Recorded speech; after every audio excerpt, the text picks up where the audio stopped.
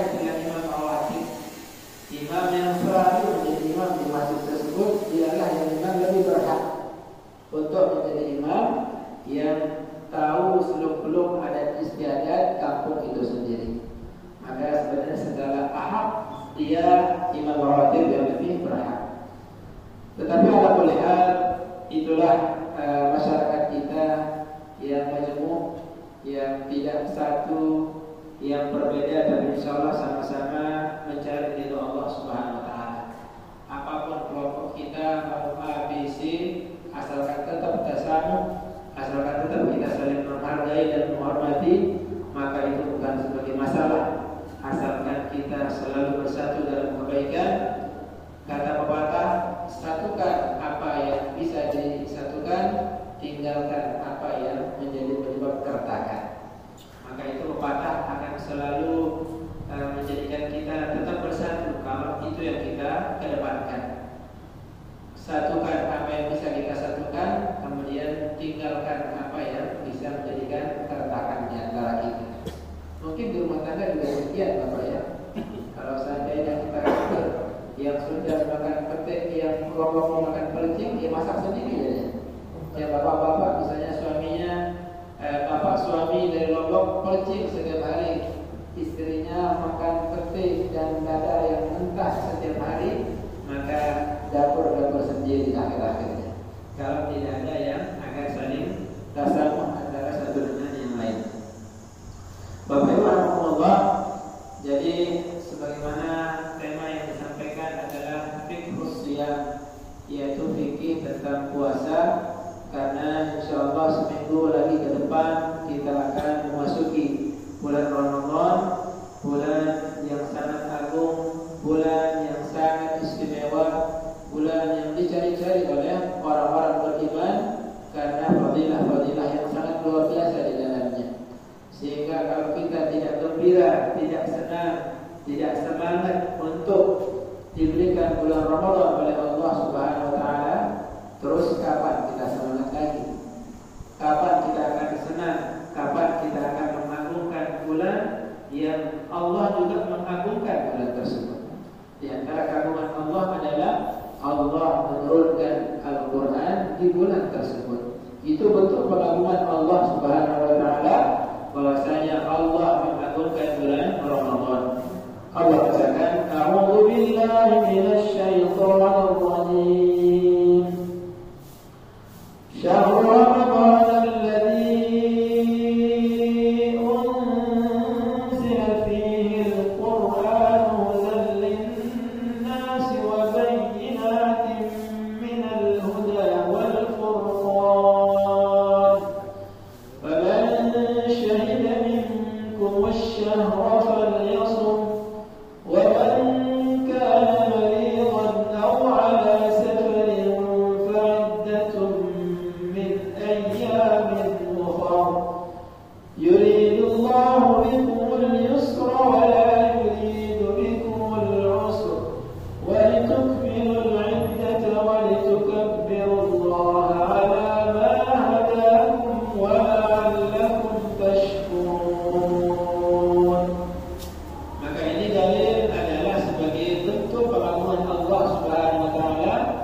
Bahwa Allah mengagungkan bulan Al-Quran dengan menurunkan Al-Quran itu sendiri di bulan Ramadan.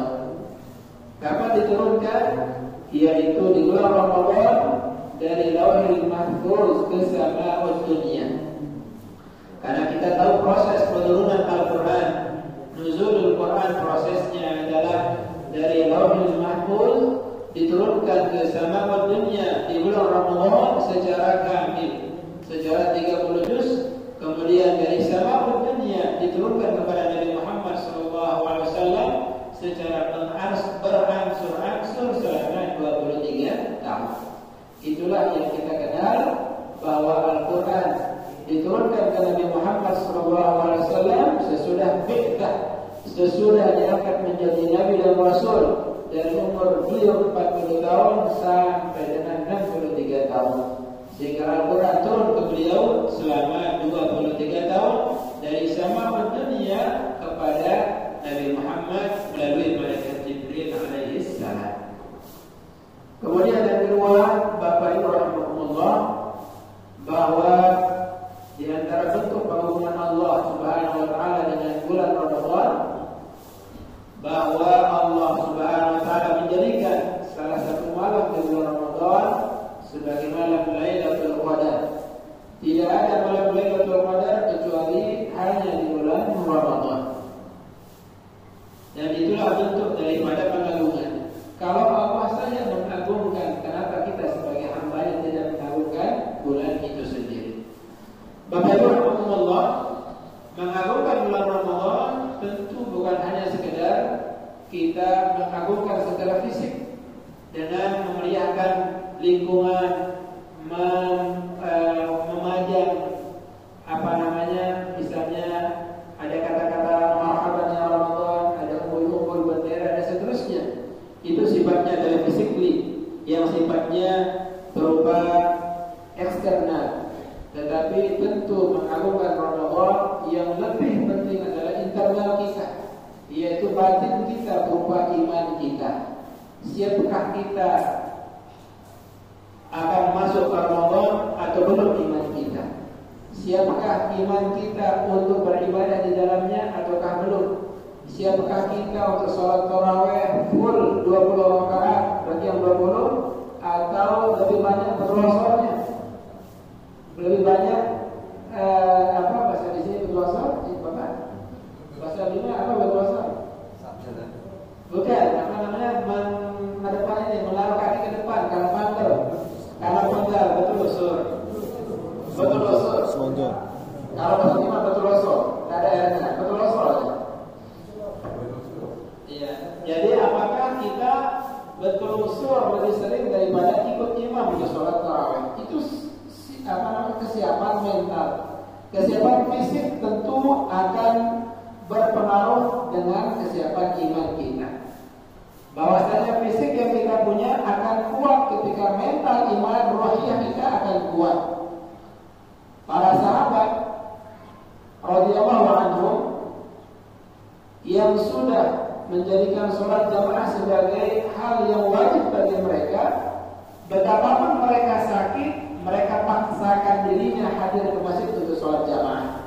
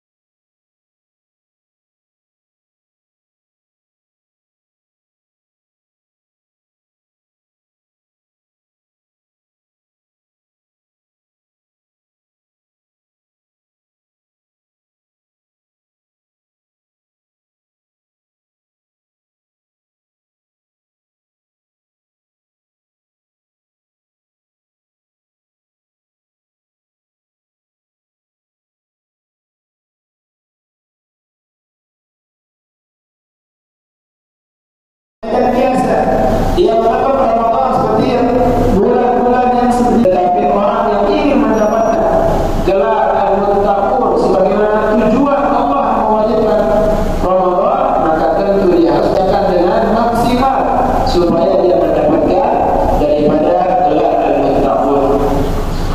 Bapak Ibu rahimahumullah, maka di antara kesiapan tersebut adalah harus kita memiliki maklumat pengetahuan tentang fikih saum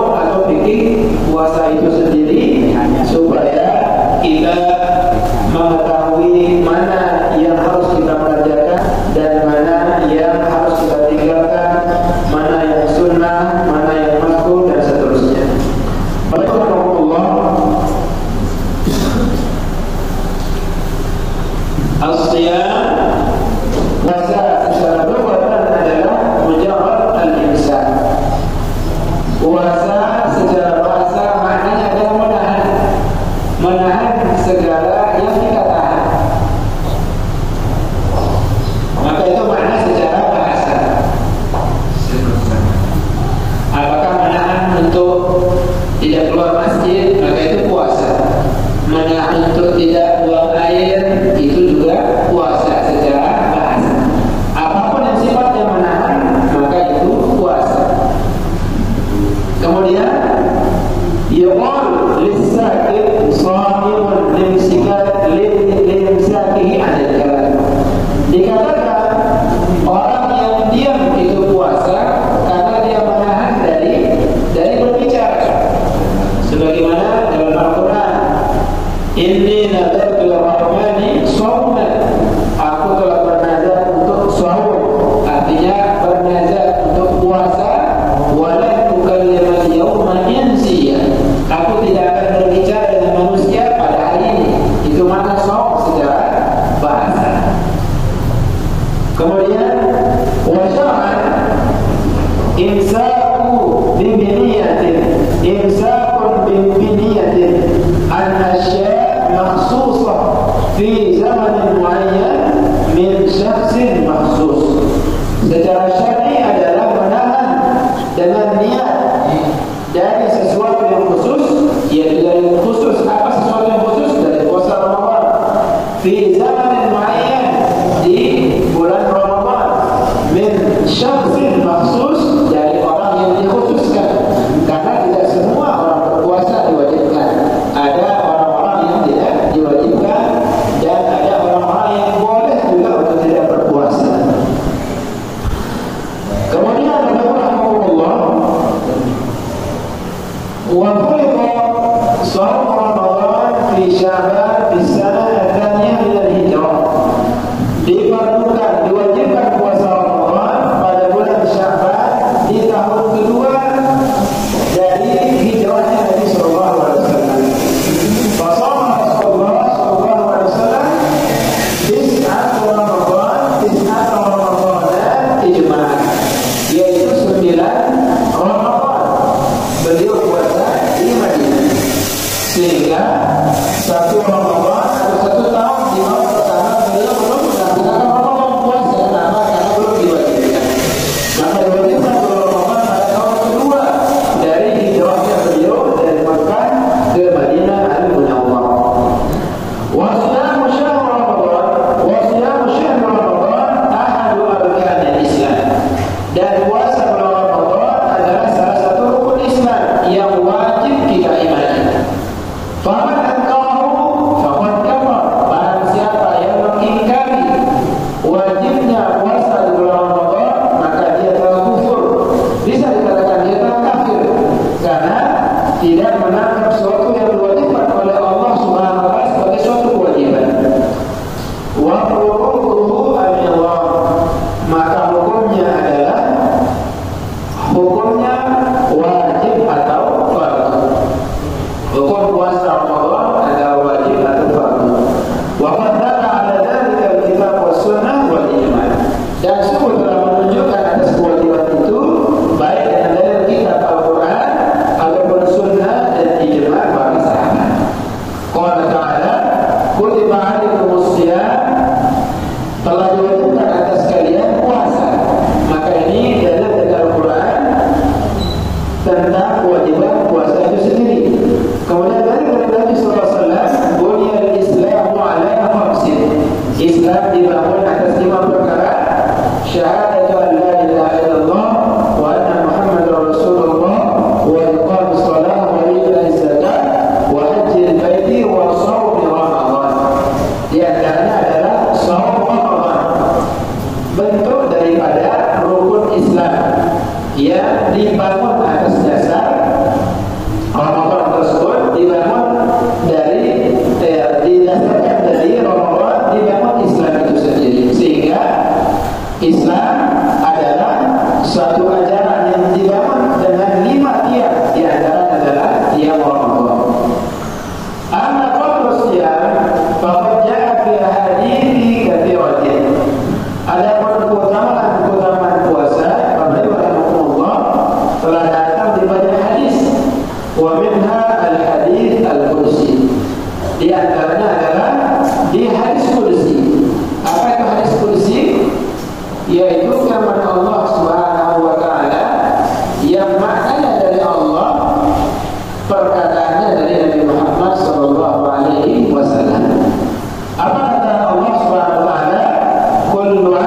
ibni Adam lahu illa as-shawm fa innahu li wa ana ajzi bihi. Semua amalan anak Adam adalah baginya kecuali puasa. Maka sesungguhnya puasa itu li, untukku atau punyaku, wa ana ajzi bihi, dan akulah yang akan memberikan ganjaran upah kepada orang yang berpuasa itu sendiri.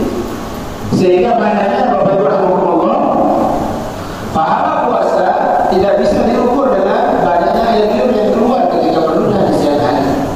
Pahala puasa tidak bisa diukur dari lapar dan lemasnya kita ketika di siang hari. Maka yang mengukur adalah Allah Subhanahu wa taala, karena Dialah yang mengetahui bagaimana status atau bagaimana tahapan puasa hambanya, kelasnya, apakah kelas 1, 2, 3, maka hanya Allah yang mengetahui. Sehingga hanya Allah yang mampu mengetahui bagaimana kelas puasa hambanya, dan Dialah juga yang akan memberikan ganjaran upah kepada hamba itu sendiri. Lis-shawmi hikamun wa asrar katsiratun 'azimatun. Minha, puasa itu sendiri memiliki hikmah yang rahasia, memiliki hikmah yang rahasia yang banyak, dan agung. Di antaranya adalah awalan huwa min a'zamit ta'at, fa huwa sirrun bainal 'abdi wa bain rabbih, fa huwa al-ghayah fi ada'il amanah. Yang pertama adalah dia Ramadan atau puasa itu adalah paling agung ketaatan, dan dia sifatnya sir, privat atau rahasia antara hamba dengan Tuhannya. Bahwa al-ghayah fi ada'il amanah, dan dia adalah bagian daripada tujuan untuk menunaikan amanah. Jadi yang tahu siapa yang puasa dan tidak adalah Allah Subhanahu wa taala. Yang mengetahui apakah hambanya yang A, yang B, yang C, siapakah yang tahu? Hanya Allah Subhanahu wa taala. Walaupun mungkin ada orang puasa, dia berludah, dia lemas, dia tidak sekuat seperti orang yang puasa, tetapi hanya Allah Subhanahu wa taala yang mengetahuinya. Sehingga sir baina 'abdi wa baina rabbih, ibadah puasa ini adalah rahasia antara hamba dengan Tuhannya, sehingga yang akan memberikan ganjaran juga berapa ganjarannya hanya Allah Subhanahu wa taala. Thaniyan, innahu ta'alli bi fadilatis sabri, faqad jama'a anwa' as-sabri al-thalathah. Yang kedua, Bapak Ibu rahimahullah, bahwa puasa tersebut akan menjadikan pelakunya mendapatkan memiliki sifat kesabaran. Sabar karena puasanya, apakah sabar menahan lapar, sabar menahan haus, sabar menahan mulutnya, sabar menahan lisannya, menahan makannya, menahan semua anggota badan yang bisa menjadikan gugur pahala puasanya. Jadi itu adalah hikmah yang tersembunyi dari puasa, menjadikan orang yang berpuasa memiliki sifat kesabaran, melatih memiliki sifat kesabaran. Faqad jama'a anwa' as-sabri al-thalathah. Maka sabar dibagi menjadi 3 dan berkumpul di dalamnya. Di dalam puasa itu sendiri berkumpul 3 macam sabar, berkumpul dalam puasa. Yang pertama adalah sabrun ala ta'atillah. Dia bisa bersabar atas taat kepada Allah. Apa taatnya? Dia sabar, yaitu berpuasa, tidak berani memegang, tidak berani makan, karena bahwasanya dia yakin itu sebagai kewajiban, maka dia tidak berani untuk tidak puasa.